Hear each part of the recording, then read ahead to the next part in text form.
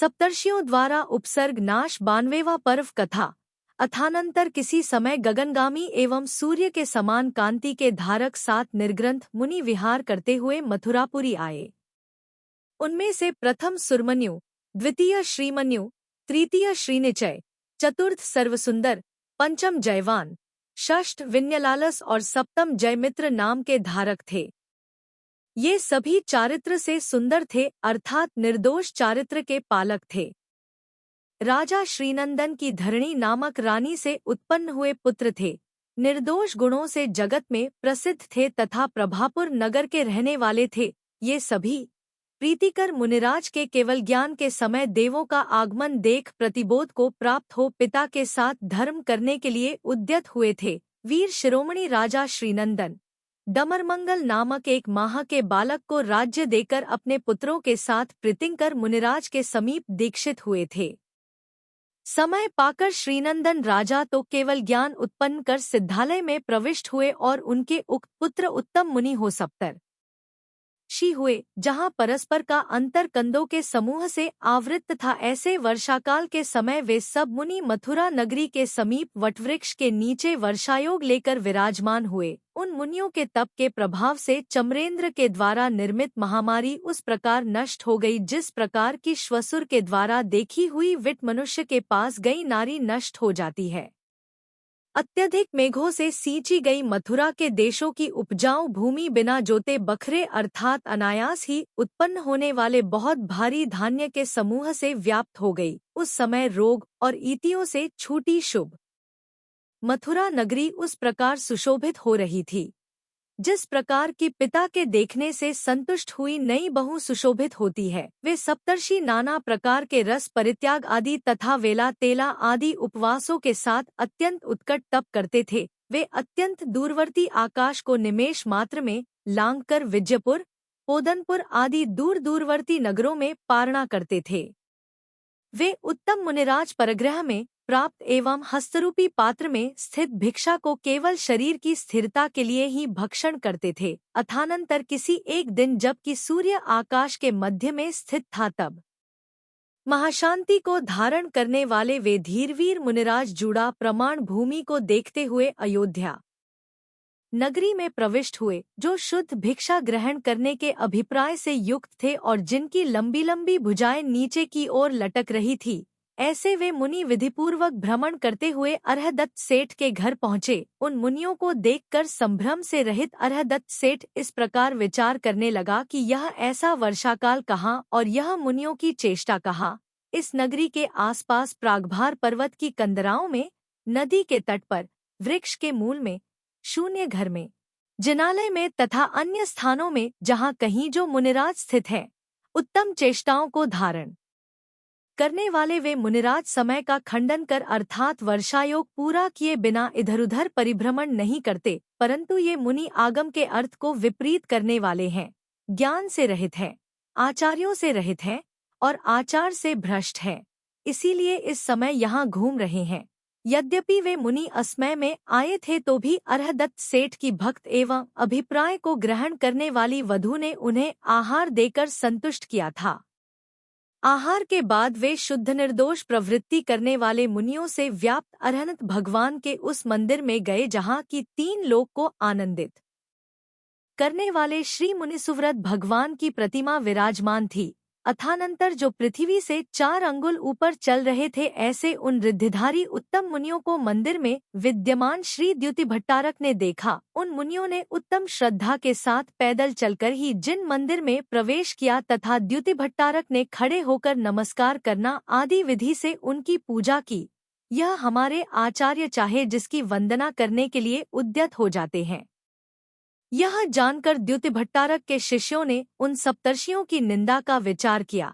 तदनंतर सम्यक प्रकार से स्तुति करने में तत्पर वे सप्तर्षि जिनेंद्र भगवान की वंदना कर आकाशमार्ग से पुनः अपने स्थान को चले गए। जब वे आकाश में उड़े तब उन्हें चारण रिद्धि के धारक जानकर द्युतिभट्टारक के शिष्य जो अन्य मुनि थे वे अपनी निंदा गर्हा आदि करते हुए निर्मल हृदय को प्राप्त हुए, अर्थात जो मुनि पहले उन्हें उन्मार्गगामी समझकर उनकी निंदा का विचार कर रहे थे वे ही मुनि अब उन्हें चारण रिद्धि के धारक जानकर अपने अज्ञान की निंदा करने लगे तथा अपने चित्त की कलुषता को उन्होंने दूर कर दिया।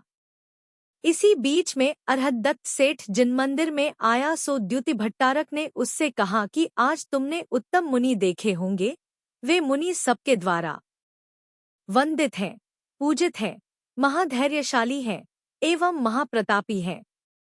वे मथुरा के निवासी हैं और उन्होंने मेरे साथ वार्तालाप किया है। महत्पश्चरण ही जिनका धन है, जो शुभ चेष्टाओं के धारक हैं, अत्यंत उदार हैं, वंदनीय हैं और आकाश में गमन करने वाले हैं, ऐसे उन मुनियों के आज हमने दर्शन किए हैं। तदनंतर द्युतिभट्टारक से साधुओं का प्रभाव सुनकर अरहद्दत्त सेठ बहुत ही खिन्नचित्त हो पश्चाताप से संतप्त हो गया। वह विचार करने लगा कि यथार्थ अर्थ को नहीं समझने वाले मुझ मिथ्या दृष्टि को धिक्कार हो। मेरा अनिष्ट आचरण अयुक्त था, अनुचित था, मेरे समान दूसरा अधार्मिक नहीं है। इस समय मुझसे बढ़कर दूसरा मिथ्यादृष्टि कौन होगा जिसने उठकर मुनियों की पूजा नहीं की तथा नमस्कार कर उन्हें आहार से संतुष्ट नहीं किया, जो मुनि को देखकर आसन नहीं छोड़ता है तथा देखकर उनका अपमान करता है वह मिथ्यादृष्टि कहलाता है। मैं पापी हूँ, पाप कर्मा हूँ, पापात्मा हूँ, पाप का पात्र हूँ अथवा जिनागम की श्रद्धा से दूर रहने वाला जो कोई निंद्यतम है वह मैं हूँ।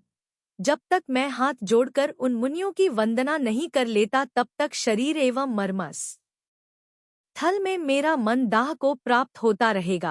अहंकार से उत्पन्न हुए इस पाप का प्रायश्चित्त उन मुनियों को वंदना के सिवाय और कुछ नहीं हो सकता। 37 अथानंतर कार्तिकी पूर्णिमा को निकटवर्ती जानकर जिसकी उत्सुकता बढ़ रही थी, जो महासम्यक दृष्टि था, राजा के समान वैभव का धारक था, मुनियों के महात्म्य को अच्छी तरह जानता था तथा अपनी निंदा करने में तत्पर था, ऐसा अरहद्दत्त सेठ सप्तर्षियों की पूजा करने के लिए अपने बंधुजनों के साथ मथुरा की ओर चला। रथ, हाथी, घोड़े और पैदल सैनिकों के समूह के साथ वह सप्तर्षियों की पूजा करने के लिए बड़ी शीघ्रता से जा रहा था। परम समृद्धि से युक्त एवं शुभध्यान करने में तत्पर रहने वाला वह सेठ कार्तिक शुक्ला सप्तमी के दिन सप्तर्षियों के स्थान पर पहुंच गया। वहां उत्तम सम्यक्त्व को धारण करने वाला वह श्रेष्ठ मुनियों की वंदना कर पूर्ण प्रयत्न से पूजा की तैयारी करने के लिए उद्यत हुआ। प्याऊ, नाटकगृह तथा संगीतशाला आदि से सुशोभित वह आश्रम का स्थान स्वर्ग प्रदेश के समान मनोहर हो गया। यह वृत्तांत सुन राजा दशरथ का चतुर्थ पुत्र शत्रुघ्न महातुरंग पर सवार हो सप्तर्षियों के समीप गया। मुनियों की परम भक्ति और पुत्र के अत्यधिक स्नेह से उसकी माता सुप्रजा भी खजाना लेकर उसके पीछे आ पहुंची। तदनंतर भक्त हृदय एवं हर्ष से भरे शत्रुघ्न ने नियम को पूर्ण करने वाले मुनियों को नमस्कार कर उनसे पारणा करने की प्रार्थना की। तब उन मुनियों में जो मुख्य मुनि थे उन्होंने कहा कि हे नरश्रेष्ठ, जो आहार मुनियों के लिए संकल्प कर बनाया जाता है उसे ग्रहण करने के लिए मुनि प्रवृत्ति नहीं करते, जो न स्वयं की गई है, न दूसरे से कराई गई और न मन से जिसकी अनुमोदना की गई है, ऐसी भिक्षा को विधिपूर्वक ग्रहण करने वाले योगियों का तप पुष्ट होता है। तदनंतर शत्रुघ्न ने कहा कि हे मुनिश्रेष्ठ हो, आप प्रार्थना करने वालों पर अत्यधिक स्नेह रखते हैं, अतः हमारे ऊपर यह प्रसन्नता करने के योग्य है कि आप कुछ काल तक मेरी इस नगरी में और ठहरिए, जिससे कि इसमें रहने वाली प्रजा को आनंददायी सुभिक्ष की प्राप्ति हो सके। आप लोगों के आने पर यह नगरी उस तरह सब ओर से समृद्ध हो गई है, जिस तरह की वर्षा के नष्ट हो जाने पर कमलिनी सब ओर से समृद्ध हो जाती है, खिल उठती है। इतना कहकर श्रद्धा से भरा शत्रुघ्न चिंता करने लगा कि मैं प्रमादरहित हो विधिपूर्वक मुनियों के लिए मनवांछित आहार कब दूंगा। अथानंतर गौतम स्वामी कहते हैं कि हे श्रेणिक, शत्रुघ्न को नतमस्तक देखकर उन उत्तम मुनिराज ने उसके लिए यथायोग्य काल के प्रभाव का निरूपण किया। उन्होंने कहा कि जब अनुक्रम से तीर्थंकरों का काल व्यतीत हो जाएगा तब यहाँ धर्म कर्म से रहित अत्यंत भयंकर समय होगा, दुष्ट पाखंडी लोगों के द्वारा यह परमोन्नत जैन शासन उस तरह तिरोहित हो जाएगा जिस तरह की धूलि के छोटे छोटे कणों के द्वारा सूर्य का बिंब तिरोहित हो जाता है। उस समय ग्राम श्मशान के समान, नगर यमलोक के समान और देश क्लेश से युक्त निंदित तथा दुष्ट चेष्टाओं के करने वाले होंगे। यह संसार चोरों के समान कुकर्म में निरत तथा क्रूर दुष्ट पाखंडी लोगों से निरंतर व्याप्त होगा। यह पृथ्वीतल दुष्ट तथा निर्धन गृहस्थ से व्याप्त हुआ। साथ ही यहाँ हिंसा संबंधी हजारों दुहक निरंतर प्राप्त होते रहेंगे। पुत्र माता पिता के प्रति और माता पिता पुत्रों के प्रति स्नेहरहित होंगे तथा कलिकाल के प्रकट होने पर राजा लोग चोरों के समान धन के अपहर्ता होंगे। कितने ही मनुष्य यद्यपि सुखी होंगे तथापि उनके मन में पाप होगा और वे दुर्गति को प्राप्त कराने में समर्थ कथाओं से परस्पर एक दूसरे को मोहित करते हुए क्रीड़ा करेंगे। हे शत्रुघ्न, कषायबहुल समय के आने पर देवागमन आदि समस्त अतिशय नष्ट हो जावेंगे। तीव्र मिथ्यात्व से युक्त मनुष्य व्रत रूप गुणों से सहित एवं दिगंबर मुद्रा के धारक मुनियों को देखकर ग्लानि करेंगे। अप्रशस्त को प्रशस्त मानते हुए कितने ही दुर्हृदय लोग भय के पक्ष में उस तरह जा पड़ेंगे जिस तरह की पतंगे अग्नि में जा पड़ते हैं। हंसी करने में उद्यत कितने ही मूढ़ मनुष्य शांतचित्त मुनियों को तिरस्कृत कर मूढ़ मनुष्यों के लिए आहार देवेंगे। इस प्रकार अनिष्ट भावना को धारण करने वाले गृहस्थ उत्तम मुनि का तिरस्कार कर तथा मोही मुनि को बुलाकर उसके लिए योग्य आहार आदि देंगे। जिस प्रकार शिलातल पर रखा हुआ बीज यद्यपि सदा सींचा जाए तथापि निरर्थक होता है, उसमें फल नहीं लगता है, उसी प्रकार शील रहित मनुष्यों के लिए दिया हुआ गृहस्थों का दान भी निरर्थक होता है। जो गृहस्थ मुनियों की अवज्ञा कर गृहस्थ के लिए आहार आदि देता है वह मूर्ख चंदन को छोड़कर बहेड़ा ग्रहण करता है। इस प्रकार दुष्क्षमता के कारण अधम काल को आया जान आत्मा का हित करने वाला कुछ शुभ तथा स्थायी कार्य कर तू नामी पुरुष है। अतः निर्ग्रंथ मुनियों को भिक्षावृत्ति देने का निश्चय कर, यही तेरी धन संपदा का सार है। हे राजन, आगे आने वाले काल में थके हुए मुनियों के लिए भिक्षा देना अपने गृहदान के समान एक बड़ा भारी आश्रय होगा। इसलिए हे वत्स, तू यह दान देकर इस समय गृहस्थ के शीलव्रत का नियम धारण कर तथा अपना जीवन सार्थक बना। मथुरा के समस्त लोग समीचीन धर्म के धारण करने में तत्पर, दया और वात्सल्य भाव से संपन्न तथा जिन शासन को भावना से युक्त हों, घर घर में जिन प्रतिमाएं स्थापित की जावें, उनकी पूजाएं हों, अभिषेक हों और विधिपूर्वक प्रजा का पालन किया जाए। हे शत्रुघ्न, इस नगरी की चारों दिशाओं में सप्तर्षियों की प्रतिमाएं स्थापित करो, उसी से सब प्रकार की शांति होगी। आज से लेकर जिस घर में जिन प्रतिमा नहीं होगी उस घर को मारी उस तरह खा जाएगी जिस तरह की व्याघ्री अनाथ मृग को खा जाती है। जिसके घर में अंगूठा प्रमाण भी जिन प्रतिमा होगी उसके घर में गरुड़ से डरी हुई सर्पिणी के समान मारी का प्रवेश नहीं होगा। तदनंतर जैसी आप आज्ञा करते हैं वैसा ही होगा। इस प्रकार हर्ष से युक्त सुग्रीव ने कहा और उसके बाद उत्तम अभिप्राय को धारण करने वाले वे सभी साधु आकाश में उड़कर चले गए। अथानंतर निर्वाण क्षेत्रों की प्रदक्षिणा देकर शुभगति को धारण करने वाले वे मुनिराज सीता के घर में उतरे। सो अत्यधिक हर्ष को धारण करने वाली एवं श्रद्धा आदि गुणों से सुशोभित सीता ने उन्हें विधिपूर्वक उत्तम अन्न से पारणा कराई। जानकी के द्वारा भक्तिपूर्वक दिए हुए सर्वगुण संपन्न अन्न को अपने हस्ततल में ग्रहण कर तथा आशीर्वाद देकर वे मुनि चले गए। तदनंतर शत्रुघ्न ने नगर के भीतर और बाहर सर्वत्र उपमा रहित जिनेंद्र भगवान की प्रतिमाएं स्थापित कराई और सुंदर अवयवों की धारक तथा समस्त इतियों का निवारण करने वाली सप्तर्षियों की प्रतिमाएं भी चारों दिशाओं में विराजमान कराई। उसने एक दूसरी ही नगरी की रचना कराई जो ऐसी जान पड़ती थी मानो स्वर्ग के ऊपर ही रची गई हो। वह सब ओर से मनोहर थी, विस्तृत थी, सब प्रकार के उपद्रवों से रहित थी, 3 योजन विस्तार वाली थी, सब ओर से त्रिगुण थी, विशाल थी, मंडलाकार में स्थित थी और उत्तम तेज की धारक थी, जिनकी जड़ें पाताल तक फूटी थी। ऐसी सुंदर वहाँ की भूमियाँ थी तथा जो बड़े बड़े वृक्षों के निवास गृह के समान जान पड़ती थी, ऐसी परिखा उसके चारों ओर सुशोभित हो रही थी।